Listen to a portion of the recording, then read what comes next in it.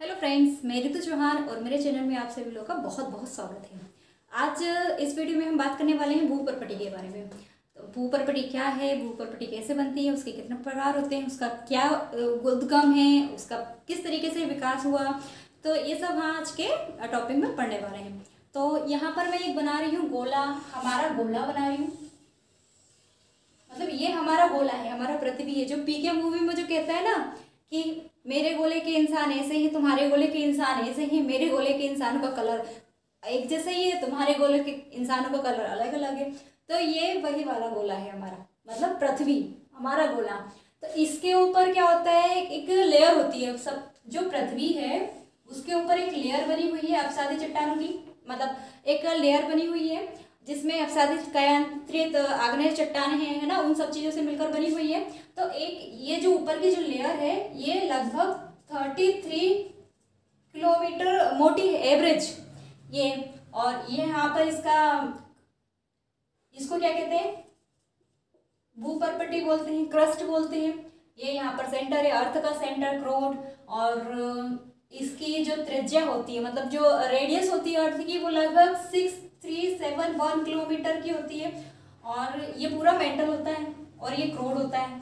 तो आज हम ये बात करेंगे, ये जो है ना हमारा ये गोला, ये परिधि, ये इसके बारे में बात करेंगे, जो 33 किलोमीटर एवरेज मोटा है और जो पूरी पृथ्वी का लगभग 0.7% भाग है। तो आज हम इसके बारे में बात करेंगे। तो सबसे पहले मैं आपके बताती हूँ कि जो भूपर्पटी है उसका निर्माण कैसे हुआ, है ना। तो जैसे सभी को पता है कि लगभग 4 से 4.5 अरब वर्ष पहले पृथ्वी सूर्य से अलग हुई। और जब सूर्य से अलग हुई तो ये बहुत गर्म थी और धीरे धीरे होकर ये ठंडा होना शुरू हुई, है ना। तो जब ये ठंडी हुई, ये गर्म गैस का गोला थी, ठंडी हुई तो जब पता ही है गर्म गैस क्या होती है, ठंडी होती है तो तरल पदार्थ में बन जाती है। तो क्या हुआ कि ये पूरा इसके ऊपर ये तरल में हो गया, मतलब महासागर का निर्माण हो गया, भूपर्पटी के ऊपर महासागर का निर्माण हो गया। और यहाँ पर ये मेंटल था इसके अंदर, तो यहाँ पर एक पूरा एक पानी के रूप में आ गया, तरल के रूप में आ गया, एक महासागर का निर्माण हो गया। तो ये हो गया हमारा, जो हमारी जो आद्य भूपर्पटी कहा जाती है, महासागर और महाद्वीप। तो जो भूपर्पटी होती है, जो मैं आज पढ़ाऊंगी वो उसके प्रकार में मैं बताऊंगी कि महासागर की भूपर्पटी होती है और महाद्वीप की भूपर्पटी होती है। तो ये जब ठंडी हुई धीरे धीरे करके, तो क्या हुआ, ये एक समुद्र के रूप में इसके ऊपर जो समुद्र बन गया। जो हमारी पूरी सबसे पहली जो भूपर्पटी थी वो कैसी थी, पानी थी, समुद्र था वहां पर, तरल अवस्था में थी, तो ये बन गया। अब ये क्या हुआ कि जो मेंटल था अंदर, मेंटल के अंदर जो मैग्मा था ये गर्म था। आज का जो मैग्मा है अर्थ के अंदर उससे भी बहुत ज्यादा गर्म था। तो उससे भी ऊष्मा उत्सर्जित होती थी। ऊष्मा के कारण क्या हुआ, वहां पर संवहन हो गया। और जो मेटल था गर्म के साथ साथ गाढ़ा भी था। तो जब संवहन हुआ, संवहनी धाराओं का निर्माण हुआ, तो ये क्या हुआ, मेंटल ऊपर की तरफ आना शुरू हो गया। और क्या हुआ, यहाँ पर वॉल्केनो का रूप बन गया, ज्वालामुखी बन गई और ज्वालामुखी फटा और यहाँ पे पूरा लावा इस टाइप से यहाँ पर आकर बन गया। मैं आपको प्लेट टेक्टोनिक्स मॉडल के आधार पर बताऊंगी कि उद्गम कैसे हुआ। तो यहाँ ये मैग्मा पूरा बाहर निकल कर आ गया। अब ये मतलब मैंने इस टाइप का ये डायग्राम इसका बनाया हुआ है। हो सकता है कि ये एज्यूम कर लो कि इस टाइप का कुछ, इस टाइप का यहाँ पर मैग्मा एक पहाड़, बहुत बड़ा पहाड़ बन गया। तो अब यहाँ पर हवा के कारण, पानी के कारण अपर्दन की क्रियाएं शुरू हो गई। मैंने आपको बताया था कि अपर्दन अपक्षय के कारण चट्टानें विघटित हो जाती हैं। तो यहाँ पर भी पानी हवा के कारण अपर्दन शुरू हो गया। और क्या हुआ, जो ऊंची जगह थी वहां से अपर्दन करके जो पदार्थ है, धूल है वगैरह है, ये नीचे आना शुरू हो गया। यहाँ से ये नीचे आना शुरू हो गया, अब सात के रूप में इकट्ठा हो गया।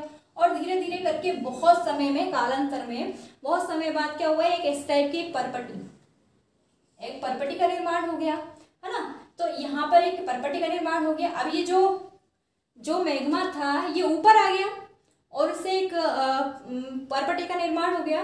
उसी तरह जो वापस जब संबंधित धाराएं वापस गई, अंदर गई, तो जो हल्का मैग्मा था उसको क्या ले गई, अंदर ले गई। और जो कड़क मैग्मा था, जो कठोर मैग्मा था, उसको उन्होंने यहीं पर इकट्ठा कर दिया।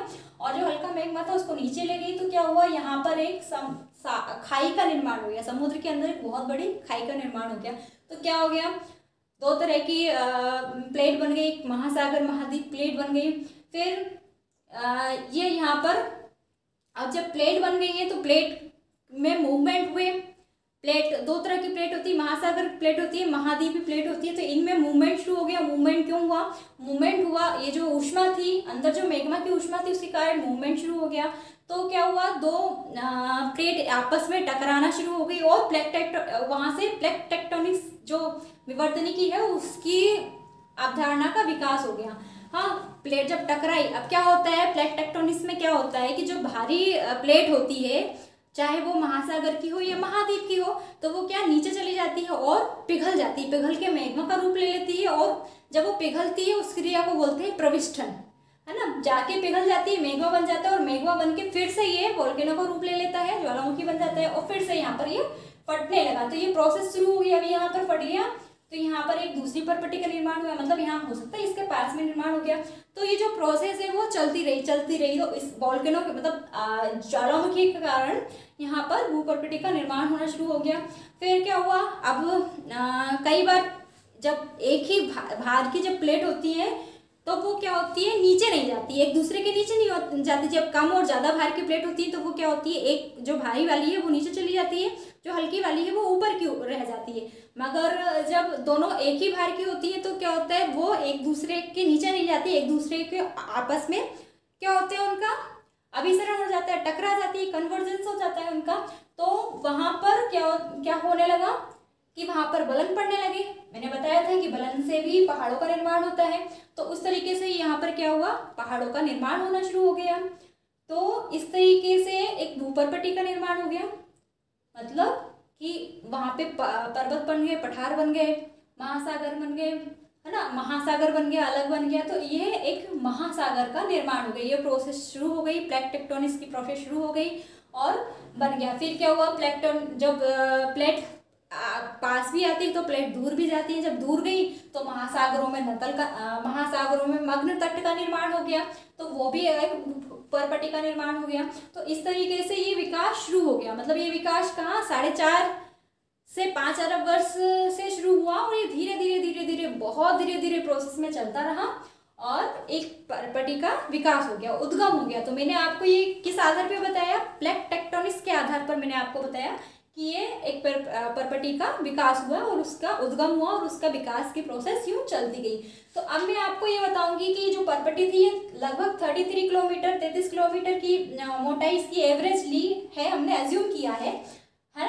तो इसके बारे में मैं बताऊंगी कि भूपर्पटी और उसके प्रकार क्या होते हैं। जैसे भूपर्पटी का मैंने बताया, भूपर्पटी क्या होती है, भूपर्पटी जो ऊपर की एक जो लेयर होती है, सबसे ऊपर जो लेयर होती है पृथ्वी की, वो भूपर्पटी होती है। उसको क्रस्ट बोलते हैं, उसको अर्ध क्रस्ट हम लोग बोलते हैं। तो वो बनती है, काय से बनती है, वो चट्टानों से बनती है। आग्नेय चट्टानें होती है, कायांतरित चट्टानें होती है, अपसादित चट्टानें होती हैं, इन सब चीज़ों से मिलकर बनी हुई होती है ना। और कुछ तत्व होते हैं उनसे मिलकर बनी हुई होती है। तो ये भूपर्पटी उनसे बनी हुई थी। इसके प्रकार होते हैं, ये भूपर्पटी 3 प्रकार की होती है। एक होती है महाद्वीपीय, महासागरीय और संक्रमणीय। महाद्वीपीय मतलब कॉन्टिनेंटल क्रस्ट, महासागरीय मतलब ओशिनिक क्रस्ट, ये ट्रांसेशनल क्रस्ट, ये हो गया ट्रांसेशनल क्रस्ट, ओशिनिक क्रस्ट, ये कॉन्टिनेंटल क्रस्ट। ये 3 भाग में होती है। तो क्या होता है, जो ये यहाँ को पता है, नाम से ही समझ में आ रहा है, महाद्वीपीय क्रस्ट, महाद्वीपीय भूपर्पटी मतलब जो महाद्वीपों के ऊपर होती है, महासागरीय भूपर्पटी मतलब जो महासागर के ऊपर होती है, संक्रमणीय पट्टी मतलब कि इन दोनों के बीच की होती है ना। ये कहाँ पर होती है, जो समुद्री तट होते हैं या द्वीप होते हैं, ये वहां पर ज्यादा होती है। मतलब जहाँ पे वो परपट्टी भी है और मतलब महाद्वीप भी है और महासागर भी है, तो ये वहां पर ज्यादा होती है। ये इन दोनों का बीच का भाग होता है, ये सबसे कम होती है, बहुत थोड़ी होती है। अब महाद्वीप सबसे पहले हम पढ़ रहे हैं, महाद्वीपीय क्रस्ट, महाद्वीपीय भूपर्पटी के बारे में पढ़ रहे हैं हम सबसे पहले। तो ये क्या होती है, ये लगभग 1/3 होती है जितनी टोटल भूपर्पटी होती है। हमने जितनी टोटल भूपर्पटी है जिसमें महासागर महाद्वीपीय संक्रमणीय है, तो उनका 1/3 होती है ये पार्ट, मतलब ये कम होती है। सबसे कम ये होती है, इससे थोड़ी ज्यादा ये होती है, फिर सबसे ज्यादा ये वाली होती है। तो ये 1/3 होती है और इसकी मोटाई कितनी होती है, लगभग औसत होती है 30 से 50 किलोमीटर की होती है, ये एवरेज है ना, ये औसत है कि 30 से 50 किलोमीटर की होती है। अब आप यहाँ पर बोलोगे कि यहाँ तो 33 एवरेज लिया और यहाँ पे 50 एवरेज लिया, तो इसलिए लिया है क्योंकि आप स्केल से मेजर नहीं कर सकते हो कि भाई यहाँ से लेके वहाँ तक पूरी एक ही टाइप की परपटी है, नहीं है ना, कहीं ज़्यादा कहीं कम है, तो यहाँ भी एवरेज लिया है, यहाँ पर भी एवरेज लिया है। तो ये लगभग कितनी होती है, लगभग 30 से 50 किलोमीटर ये मोटी होती है। और इसका क्या होता है, ये सबसे ज़्यादा महाद्वीपीय भूप्रवृत्ति कहाँ होती है, जहाँ पे महाद्वीप होते हैं। तो हमारा जो उत्तरी गोलार्ध है वहाँ पर हमारा उत्तरी अमेरिका है, एशिया है, यूरोप पूरा की पूरा यूरोप वहाँ पर है, एशिया का बहुत सारा भाग वहाँ पर है ना। तो ये क्या होता है, ये उत्तरी गोलार्ध जो है वहाँ पर महाद्वीपीय भूप्रवृत्ति ज़्यादा होती है। जो दक्षिणी गोलार्ध है वहाँ पे महासागर ज़्यादा है, तो वहाँ पर महासागरीय भूप्रवृत्ति ज़्यादा है। तो ये 30 से 50 किलोमीटर मोटी होती है। अब इसकी लेयर्स होती है, इसमें परत होती हैं कुछ, जैसे कि यहाँ पर इसकी 3 लेयर होती है, 3 परत होती है इसमें, 1 2 3। ये जो इसकी पहली परत होती है वो होती अपसादी परत होती है, ऊपरी अपसादी परत या अपर सेडिमेंट्री लेयर जिसे बोलते हैं, है ना। तो ये होती है लगभग 10 से 15 किलोमीटर की होती है और ये अपसादी होती है। अब अपसाद कैसे बनता है, जैसे कि हम लोग हो गए, जीव जंतु, पेड़ पौधे वगैरह हो गए, इनके पोटी वगैरह हो गया, या फिर ये इनके मतलब जो अवशेष हो गए, पत्ते वगैरह नीचे गिरे, या कुछ जानवर मर गए उनकी हड्डी, उसमें बहुत कालांतर में क्या है, मिट्टी वगैरह सब जमने लगी धीरे धीरे धीरे करके, और पर्वतों का निर्माण कर लिया और चट्टानों का निर्माण कर लिया वहां पर। तो ये एक अपसादी लेयर बन जाती है, मतलब ये पूरी पृथ्वी पर एक अपसादी लेयर है ना। तो ये सबसे ऊपर क्या होती है, 10 से 15 किलोमीटर लगभग, ये एवरेज है, सारा मैं एवरेज बता रही हूँ, एक्जैक्ट कुछ नहीं है, एवरेज है। तो अपर सेडिमेंट्री लेयर होती है सबसे ज़्यादा, मतलब ये सबसे ऊपर जो होती है अपर सेडिमेंट्री लेयर होती है। फिर उसके बाद नीचे आ जाती है सेकेंड लेयर होती है ग्रेनाइट की, ग्रेनाइट लेयर होती है, ये होती है लगभग 10 से 20 किलोमीटर होती है। ये लगभग 10 से 20 किलोमीटर चौड़ी मोटी होती है। और ये अपसादी लेयर के नीचे सेकंड वाली होती है ग्रेनाइट होती है, थर्ड वाली होती है बेसाल्ट, थर्ड लेयर होती है बेसाल्ट की लेयर होती है। ये क्या कर ये ग्रेनाइट होती है, उसके नीचे बेसाल्ट की लेयर होती है।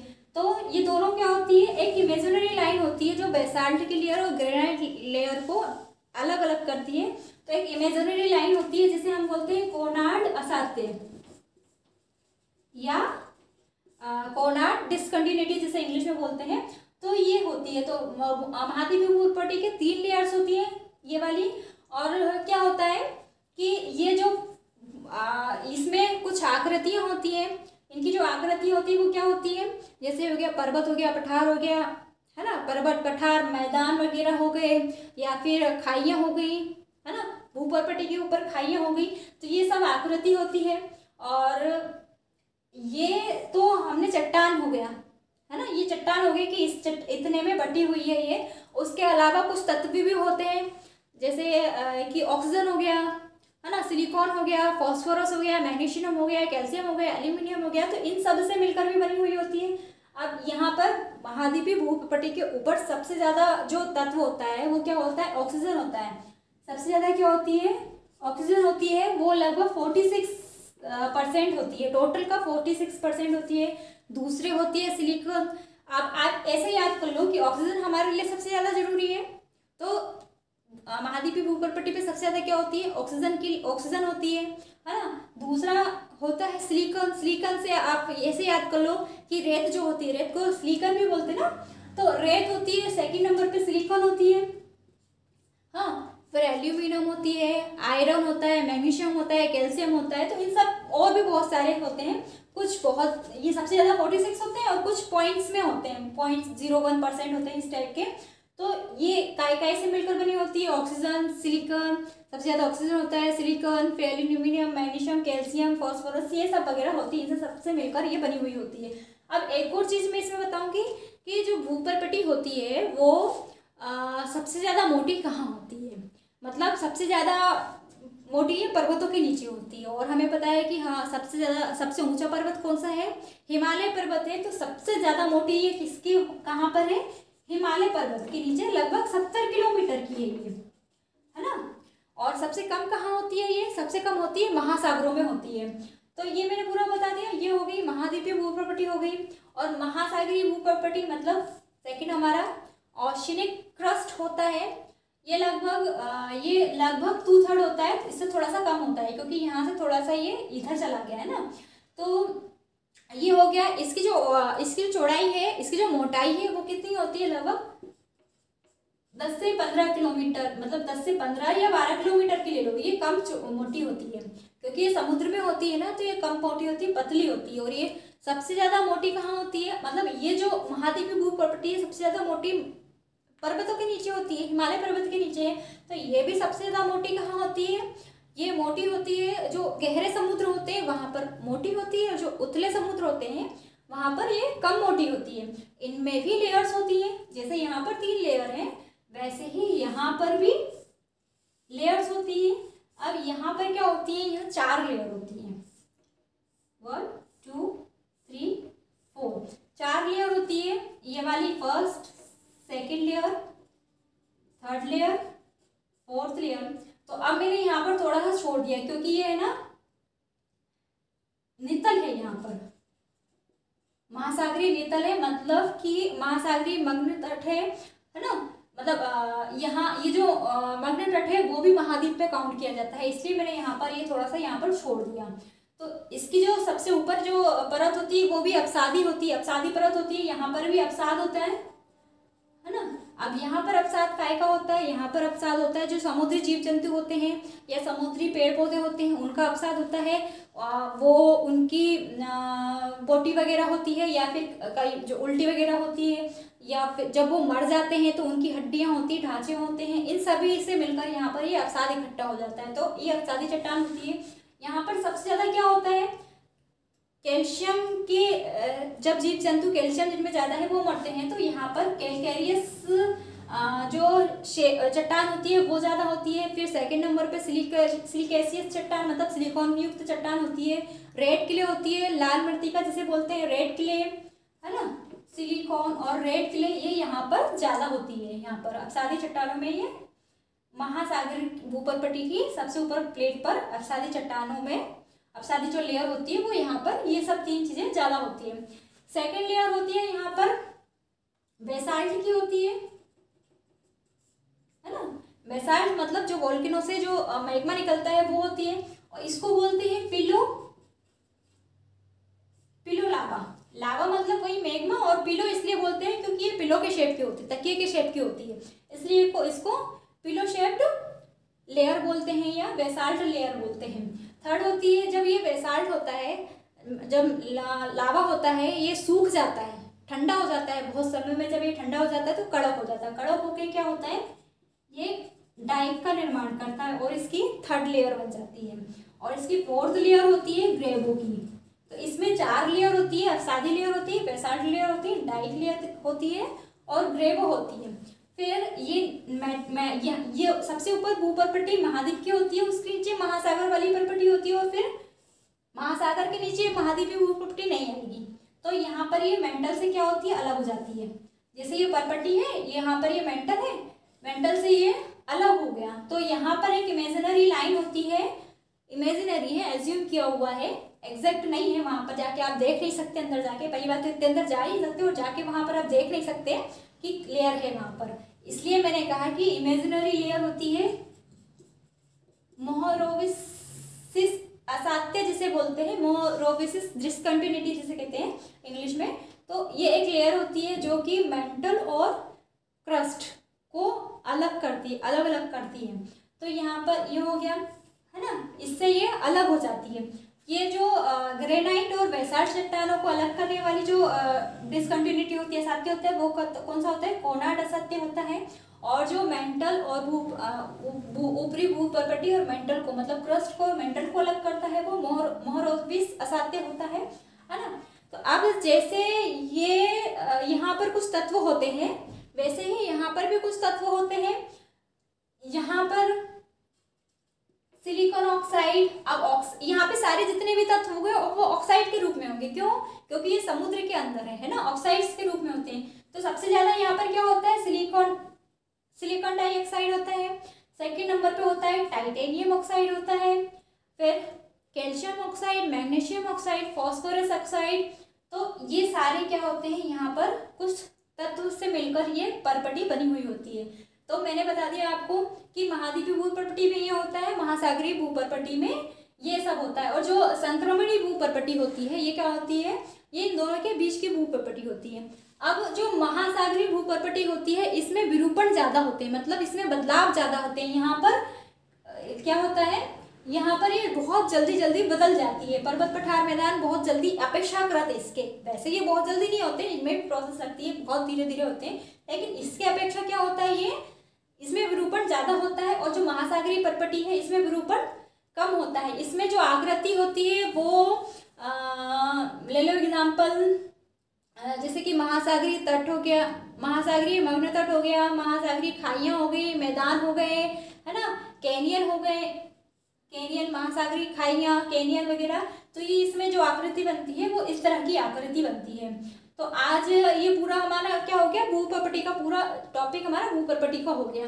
तो मैंने आपको क्या बताया इस टॉपिक में, आज आपको बताया है कि उद्गम किस तरीके से होता है, भूपर्पटी का उद्गम किस तरीके से होता है। प्लेट टेक्टोनिक्स के आधार पर मैंने बताया कि किस तरीके से संवहन धाराओं का निर्माण होता है मैग्मा के अंदर, और वो एक पर्पटी का निर्माण करते हैं। अपसरण होता है, अभिसरण होता है, और पर्वतों का निर्माण होता है, मूवमेंट होता है प्लेट्स में, है ना।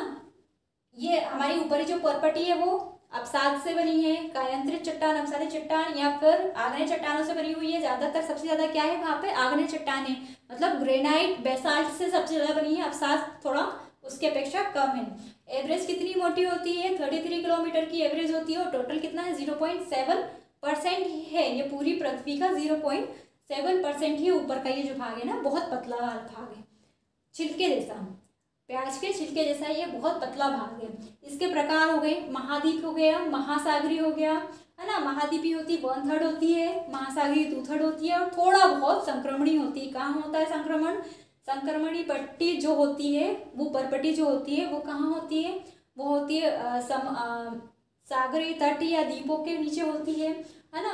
और ये जो कॉन्टिनेंटल क्रस्ट होता है ये होता है कॉन्टिनेंट के ऊपर होता है, सबसे ज़्यादा मोटी होती है, पर्वतों के नीचे होती है, हिमालय पर्वत के नीचे 70 किलोमीटर की लगभग है, 30 से 50 किलोमीटर इसकी मोटाई होती है। इसकी 3 लेयर होती है, अवसादी लेयर, अपर सेडिमेंट्री लेयर, ग्रेनाइट लेयर या फिर बेसाल्ट लेयर। जो ग्रेनाइट लेयर और बेसाल्ट लेयर है ये कोनार्ड असाध्य से अलग होती है, और इनमें कुछ तत्व होते हैं, जैसे ऑक्सीजन हो गया, सबसे ज़्यादा ऑक्सीजन होता है, 46% होता है, सिलिकॉन, उसके बाद होता है कुछ, है ना, और फिर आयरन होता है, एल्यूमिनियम होता है, मैग्नीशियम होता है, फॉस्फोरस, पोटेशियम, है ना। मैग्नीशियम, फॉस्फोरस, पोटेशियम तो आप ऐसे याद कर सकते हो कि जो मतलब हमारे जैसे बहुत सारे किसान भाई हैं उनको पता है कि हमारे खेतों में क्या डालते हैं हम, ये उर्वरक डालते हैं ना, फर्टिलाइजर डालते हैं, वो क्या होते हैं, वो भी यही होते हैं। तो इस तरीके से वो आप उसको याद कर सकते हो, oxygen, silicon, aluminium, phosphorus, potassium, calcium में, है ना, ये सब। फिर महासागरीय असाध्य वगैरह, तो महासागरीय पर्पटी ओशिनिक प्लेट जो होती है उसकी 4 लेयर होती है, अवसादी, बेसाल्ट, डाइक, ग्रेवो। तो आज के पूरे वीडियो में मैंने आपको ये पूरा बता दिया। अगर इस टॉपिक से रिलेटेड आपको कोई भी क्वेरी हो, कोई भी परेशानी हो, कोई भी प्रश्न हो, तो प्लीज़ वीडियो के नीचे कमेंट में ज़रूर लिखिएगा, ताकि मैं आपकी परेशानी को सॉर्ट आउट कर सकूं। और अगर आपको मेरा वीडियो पसंद आया हो और आपको ऐसा लगता है कि ये वीडियो फ्रूटफुल है आपके लिए, तो प्लीज़ लाइक, कमेंट, सब्सक्राइब ज़रूर कीजिएगा। मिलते हैं अगले वीडियो में, तब तक के लिए नमस्कार।